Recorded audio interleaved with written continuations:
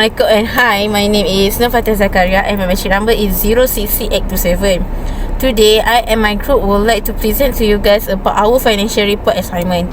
In this assignment, we have decided to interview our client, which is Mr. Abdullah. Mr. Abdullah age is 45 years old and his occupation is a public university lecturer in Terengganu, and his monthly income after tax is 9,000.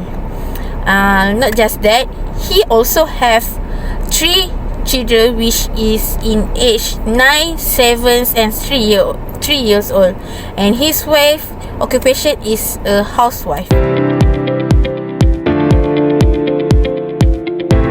The first word aspect that Mr. Abdullah have is takaful, which is takaful is an Islamic insurance that allow individual to invest money into fund to protect each other against loss or damage. In Sharia or Islamic religious law, it provide the foundation for takaful brand insurance, covering aspects like health, life, and general insurance needs. Mr. Abdullah has enrolled multiple plans to secure various aspects of himself and his family financial well-being. He has subscribed to medical plan that cover himself and his wife. The medical plan is around 145 ringgit for himself and 185 ringgit for his wife per month. Not just that, Mr. Abdullah also subscribed to the critical illness takaful plan for 175 per month. Not just that, Mr. Abdullah also have hibah plan which up total to 300,000 ringgit. By monthly payment is 145 ringgit. For the investment planning, Mr. Abdullah said that he has few investment, and for the long-term investment, Mr. Abdullah said that he buy share in Bursa Saham Malaysia. He buy share in the company that he believe will survive for a long term as well as creating value. He said that he buy share in the Kosan rubber industry Berhad and held them for the long term. And for the medium-term investment, he also buy share in Bursa Malaysia with Situs Digital Berhad. Abdullah also is interested in making gold investment as well. He own actual gold as well as ETF gold. He view his gold investment as a long-term financial commitment. And additionally, he stated that gold is a wise investment given the current situation, including Malaysia's political climate. Mr. Abdullah also stated that he made a long-term investment in public mature Berhad. Next, retirement planning. According to Mr. Abdullah, as Muslims, we should work hard until our death or until we are no longer capable of fulfilling our duties. So despite this perspective, he acknowledged the importance of retirement planning in financial planning and has initiated his retirement preparations yearly. Mr. Abdullah intends to retire at the age of 60. And his life expectancy is at 75 years old. He said around 1 million retirement funds are needed when retiring, with the expected wage growth rate 4%, rate of return during retirement 6%, and the inflation rate at 4%. He only needs 60% of the estimated annual last run salary to support his yearly income, due to the expectation that several expenses and taxes will be eliminated when he retires. So this is the calculation. So for estimated annual last drawn salary, RM350,287, and his first year retirement income RM210,172. And then this is the current available resources Mr. Abdullah for retirement. Mr. Abdullah does not have KWSP account because he's a foreigner, and he said it might not be a good choice for him. So he was thinking of taking a private retirement scheme due to the perceived better returns. However, he is mindful of the need for stability in Malaysia before making decision, and for now relies on his public mutual funds as his primary retirement plan. Next, for the education planning, firstly, Mr. Abdullah's strategy includes the implementation of tabung haji accounts for his children. Mr. Abdullah ensures that 3 of his children have an allocated fund for their educational needs. Secondly, Mr. Abdullah is now actively exploring the best investment strategies for his children's education. In addition to tabung haji, he is looking into amanah saham nasional berhad, takaful and some private investment prospects. Crucially, Mr. Abdullah is resolute in his decision not to rely on loans for his children's educations once they enter the university. Instead, he plans to guide his children towards scholarship opportunities. Next is tax and zakat planning. Mr. Abdullah meticulously strategized his tax planning. Although he perceived himself as a small regular employee rather than a businessman, he recognized the importance of staying vigilant regarding his income tax obligations. Therefore, he actively seeks opportunities for tax relief to optimize his financial position. Furthermore, he stated that in Malaysia, for instance, there is an option to receive tax rebates by contributing to zakat. This prompted him to diligently study his budget, identifying avenues for relief such as expenditures on items such as books, computers and internet services. Mr. Abdullah practices disciplined zakat fulfillment annually during Ramadan, employing an intricate calculation method based on the Arabic calendar year and the concept of al-hawl for savings held for a complete Islamic year, which spans for 354 or 355 days. His zakat calculation involves assessing various financial aspects including investments, wealth, loans and receivables. To determine zakat eligible asset, he combines physical assets like gold, investments and other holdings with receivables. After that, he will deduct his liabilities from his total asset and recalculate the net value. Then, in the last step, he will allocate 2.5% of the total calculated amount for zakat. Mr. Abdullah fulfills his zakat obligation by personally going to Majlis Agama Islam dan Adat Melayu Terengganu, or also known as MIDAP, while on other occasions he extends support to his relatives facing difficulties who are confirmed to be eligible recipients of zakat. For calculation of tax, we will show it in the proposal of the new strategy section, which will also include the details of our recommendation in improving his overall financial standing. Okay, now I will explain about the estate planning. Estate planning is the process of creating a plan for the management and distribution of our assets after our death. Estate planning for Muslims involves property and asset distribution through wasiat or hibah and faraid in a compliance with Sharia law and its principle. Mr. Abdullah said that his property will be divided according to faraid system. He did not have any will because he believed that the distribution of property by faraid was better and fair because it followed the teaching of the Quran. Faraid is a concept in Islamic law which determines the distribution of a deceased property to as in portion mentioned in the Quran. As a foreigner in Malaysia, Mr. Abdullah said he owns limited assets. The assets that he has are car and investment assets, which are share, gold ETF and physical gold. After Mr. Abdullah passing, his estate will be distributed according to faraid, allocating shares to his mother, father, wife, 2 sons and a daughter. Each heir is entitled to their respective share following his demise. As per the faraid guideline, the distribution of property among the heirs include 1/6 for the mother, 1/6 for the father and 1/8 for the wife. And after the portion have been assigned to his father, mother and wife, the remaining estate will be divided among the children.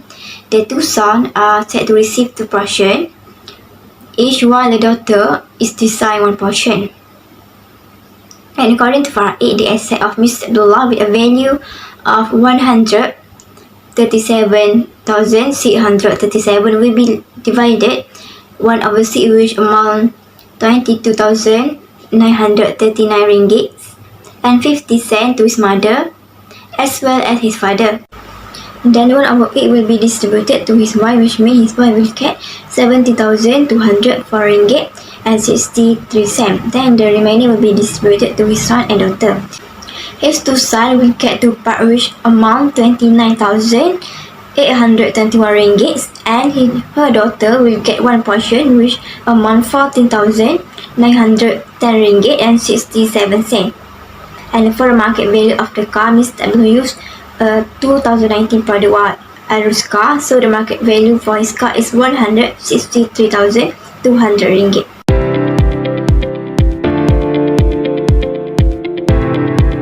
Okay, this is the cash flow statement Mr. Abdullah for the year ending 30 November 2023. As you can see here, Mr. Abdullah total cash inflow for the year amount to 160,600 ringgit.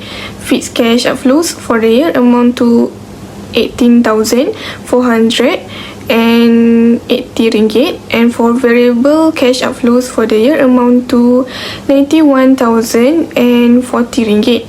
And the last one, net cash flows for the year amount to 7,080 ringgit. Net is the statement of net worth of Mr. Abdullah for the year ending 30 November 2033. As you can see, the total cash or cash equivalent is 22,000 ringgit, and for the investment asset, Mr. Abdullah has 41,637 ringgit, and for the total liability is 30,205 ringgit, and the total net worth is 107,432 ringgit.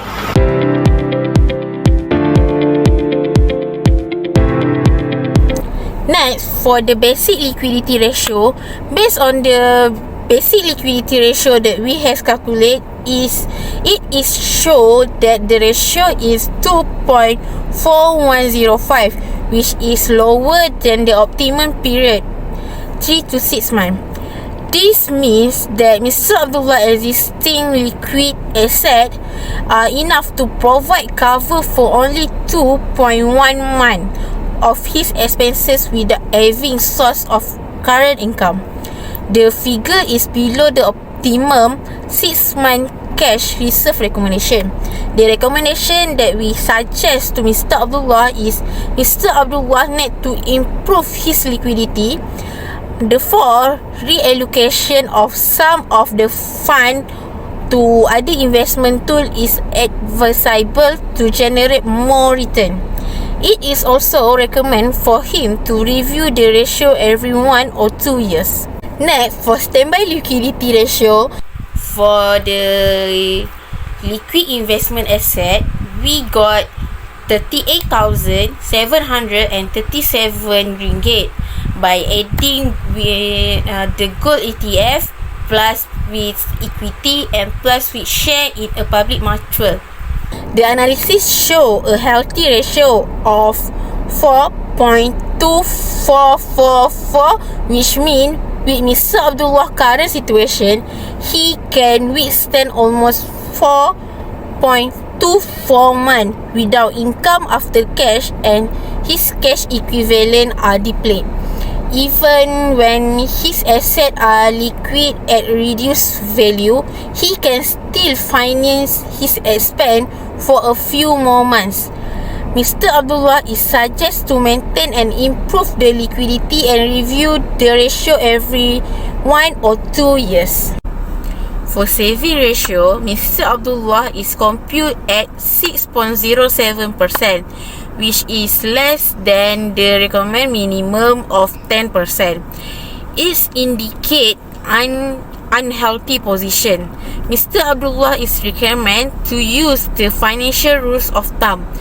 It is the 50-30-20 rule, which allocate 50% of your cash flow to your essential need, 30% to your non-essential spending, and the remaining 20% is for saving or paying down debts. He can also reallocate some of the fund to others investment in order to generate more return. For liquid asset to net worth ratio, Mr. Abdullah has a record ratio of 20.47%, which is more than meet the recommended minimum of 15%. We recommend that Mr. Abdullah should maintain his asset and its liquidity, as it provides a financial cushion without the need to liquidate others' investment. Debt ratio is debt to asset ratio. The formula for this ratio is total debts divided by total asset. So as we can see from Mr. Abdullah's statement of net worth, his total debts or liabilities amount to 30,205 ringgit, and his total asset amount to 137,637 ringgit. So 30,205 ringgit divided by 137,637 ringgit, then we got a total ratio of 21.95%, which stays below the recommended 50% benchmark. This indicates that Mr. Abdullah is in a healthy debt payment position. So we recommend Mr. Abdullah to maintain his debt payments position, and the ratio needs to be reviewed for every 1 or 2 years. The sixth ratio is net investment to net worth ratio. This ratio compares the value of investment assets, which excludes personal use assets, with net worth.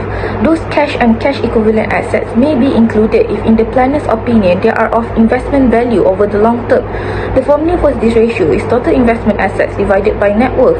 We think Mr. Abdullah's cash and cash equivalent assets have investment value over the long term, so we include it in total investment asset while we add the cash and cash equivalent assets with investment asset.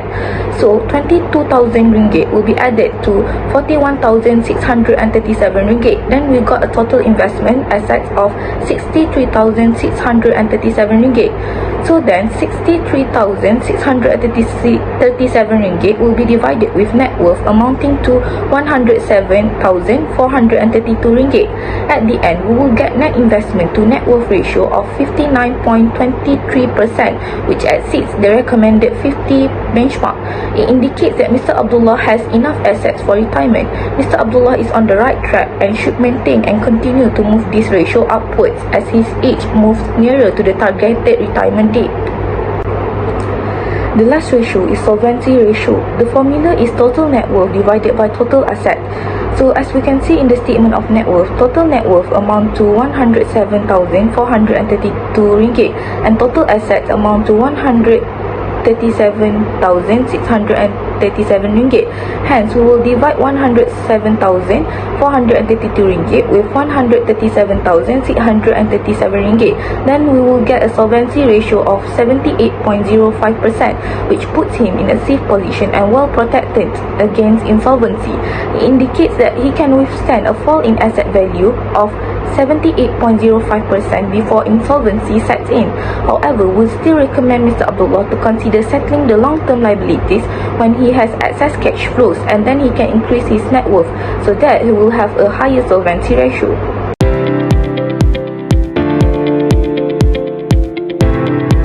Next, we will continue with proposal of new strategy. So our one recommendation is by adding new sources of income.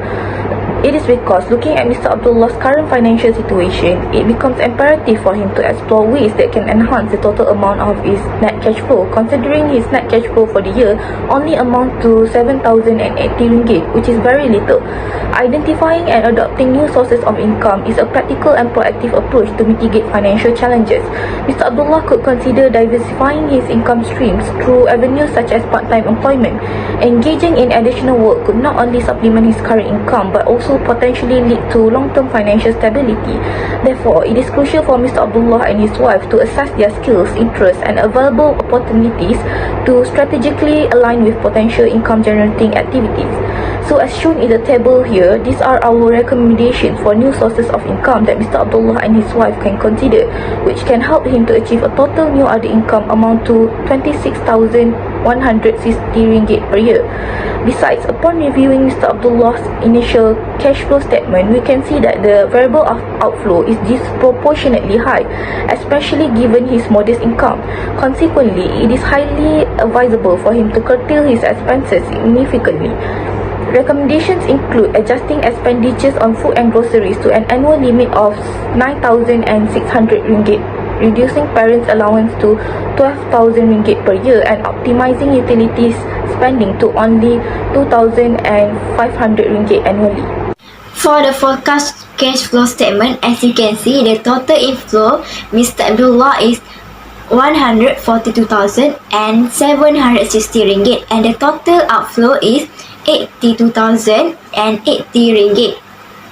Based on statement of cash flow, we recommend Mr. Abdullah to curtail his expenses, include adjusting expenditure on food and grocery to an annual limit to 9,600 ringgit, streamlining parent allowance to ringgit per year and optimizing utility spending to 2,500 ringgit annually.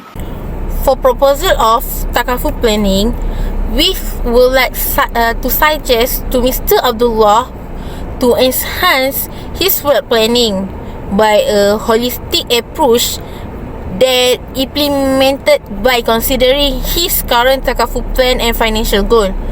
Firstly, while the medical plan provide coverage until the age of 80, it is crucial to assess if additional coverage is needed beyond this age. As medical expense tend to increase with age, Mr. Abdullah may want to explore supplementary health coverage or consider increasing the coverage amount in his existing plan to ensure comprehensive protection. Additionally, he might want to raise the coverage amount based on the current and future financial need of his family to ensure adequate protection. For investment strategy, firstly, Mr. Abdullah should consider professional advice before making the investment. He should seek advice from financial advisors that are experienced in Islamic finance to ensure investment choices comply with Sharia principles and meet the family financial goals. Secondly, as part of the investment planning strategy, it is crucial for Mr. Abdullah to have a clear understanding of investment risk. Investment risk refers to the probability of losing some or all of the invested money. Thirdly, Mr. Abdullah and his wife may consider investing in real estate, specifically exploring Sharia-compliant options. One avenue they could explore is Islamic Real Estate Investment Trust (IREIT). For example, Mr. Abdullah can invest in Al-Aqah Healthcare REIT. Al-Aqah Healthcare REIT is a Malaysia-based real estate investment trust that focuses on investing in Sharia-compliant healthcare property. Al-Aqah Healthcare REIT's portfolio currently consists of 11 properties located in Malaysia and Australia. The estimation that he might get if he buy 500 unit share is he will get 30 ringgit for a year. He can buy 500 unit share for the amount of 620 ringgit. For retirement strategy, currently his resources for retirement only have 149,617 ringgit. So the retirement gap between the available resources for retirement and the retirement funds needed by Mr. Abdullah is 850,383 ringgit. Therefore, Mr. Abdullah should consider continuing to explore and take the private retirement scheme. So based on the calculation, Mr. Abdullah would need to make an annual payment of approximately 20,950 ringgit to reach his desired retirement gap of 850,383 ringgit in 15 years, assuming a 5.5% annual rate of return on private retirement scheme. Then, because he believes that one should continue to work even after retirement, we recommend to him that he should do a job like a gardener, a tuition teacher, and teaching people how to read and recite Al-Quran during his retirement years. And then for the education strategy, as Mr. Abdullah would like to encourage his first children, age 9, to pursue higher education in Malaysia after completing SPM later, Mr. Abdullah expects to have around 30,000 for his children's education fund in the next 10 years. So we consider a fair education inflation rate at 6%. Therefore, if the current registration fee for Mr. Abdullah's first children to enter university totals 50,000, so if we look at the calculation above, Mr. Abdullah's first child education registration fee in the next 10 years needed is 26,862 ringgit. So since he already provides his children with tabung for education, tabung pendidikan offered by tabung haji, he needs to mark up his contribution of 150 ringgit per month. That accumulates 1,800 annually and is projected to reach a future value of 21,372 ringgit. Mr. Abdullah also needs to consider saving in the National Education Savings Scheme (SSPN) offered by the National Higher Education Fund Corporation. This scheme provides a package with takaful protection under the Topaz package with a return of 4.25%. Under this package, Mr. Abdullah might spend 90 ringgit per month, which is 1,080 ringgit annually. Mr. Abdullah also is entitled to enjoy up to 8,000 of tax relief. So based on the computation of annual savings for education, tabung haji and SSPN, the total amount of education funds accumulated in the next 10 years is 35,047 ringgit. So it can be deemed sufficient to cover his child's university registration fees in case of not being able to secure scholarship positions. Therefore, we recommend Mr. Abdullah to attain the education fund by the saving options, which are to set aside 1,080 ringgit annually to SSPN account with a return of 4.25%. That's all from me, so I will pass to the next presenter. Next is proposal of new strategy for tax planning. Our recommendation is Mr. Abdullah can consider additional tax deductions for charitable donations beyond zakat by utilizing Section 44 subsection 6 of the Income Tax Act 1967, which allows a deduction on contributions to approved institutions or projects capped at 10% of his annual income. So as you can see here, as highlighted, 10% is capped from 142,160 ringgit, which is his new total income that also includes the additional income as recommended earlier. Thus, he can get a tax deduction of 14,216 ringgit. Furthermore, in line with recommendations in retirement planning, private retirement scheme or PRS will allow him to save for retirement with contributions eligible for up to 33,000 ringgit annual tax relief. Moreover, in line with recommendations in educational planning, it is encouraged to invest in the National Education Savings Scheme or SSPN for financial benefits, as it offers up to 8,000 ringgit in tax relief. Then after subtracting all the deductions and relief, the total amount of tax he needs to pay is only 6,673.36 ringgit if he follows all the recommendations as explained earlier. In the context of estate planning, it is advisable for Mr. Abdullah and his wife to prepare wasiah. Despite the existence of Faraid law creating a wasiah hold significant, many Muslims mistakenly assume that their assets will be directly distributed to heirs according to Faraid upon their demise. However, it is essential to recognize that following a person's death, heirs must navigate the challenges of an administrative process before property distribution in accordance with Faraid. Wasiah goes beyond just distributing assets. It also includes resolving debts and transmission final wishes to family members via message filled with spiritual belief. Mr. Abdullah can make a will to appoint an executor or administrator to ensure assets can be liquidated and managed and distributed to heirs. Among the executor's responsibilities are obtaining power of attorney or probate, identifying and listing outstanding debts and property, acquiring the Faraid certificate, settling the deceased debt, and so ultimately dividing the estate among the heirs. In conclusion, wealth planning management is crucial for individuals and families to navigate their financial future with prudence and foresight. A comprehensive approach, tailored strategy, continuous reassessment and recognition of the interconnectedness of various financial elements are key takeaway from this report. By incorporating this principle, individual can secure a resilient financial future that transcends generational boundaries. That's all from us. Thank you.